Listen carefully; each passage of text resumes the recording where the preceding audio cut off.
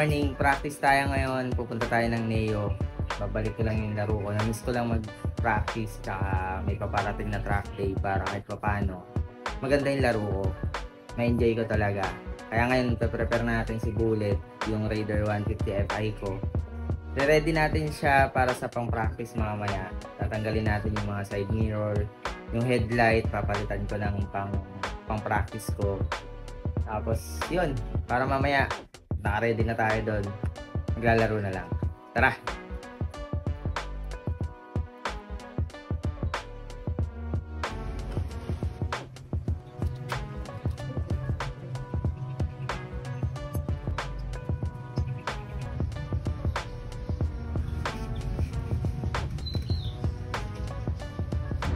And guys, nandito na tayo sa praktisan. At ayan, si Bullet kasama natin. Na-adjust ko lang yung suspension ng shock ko para makapag-practice tayo ng maayos. Tapos ayun, medyo okay naman yung panahon, maaraw. Kaya makapaglaro tayo ng maayos, makapag-practice tayo. So tara.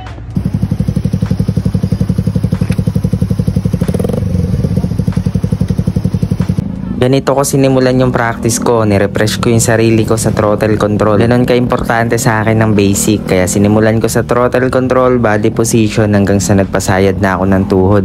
Hindi mo kailangan magmadali o hindi ko kailangan magmadali dahil mahaba ang oras ko sa practice ko na yan. Kung mapapansin nyo, maliit lang yung ikot ko, halos kalahati lang to ng kalsada. Pinapractice ko rin kasi dyan yung traction control, sinasabay ko na at baka sakaling makuha ko o ma-exercise ko siya.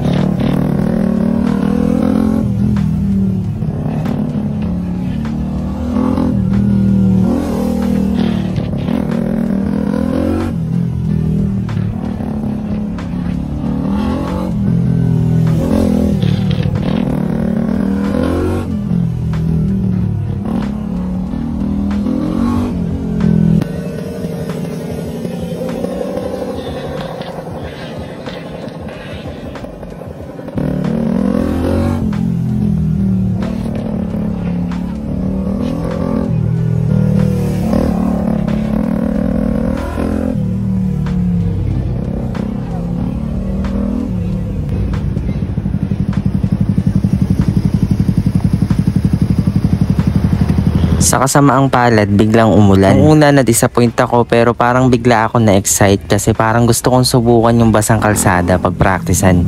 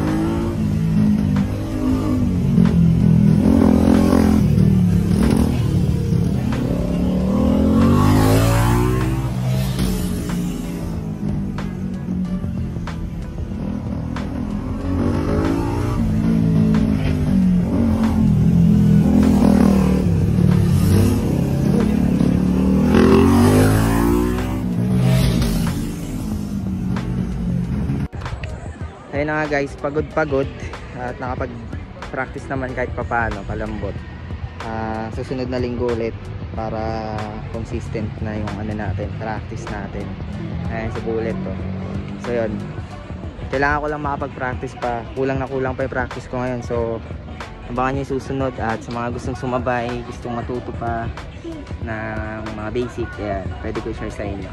So kita-kits tayo next Monday.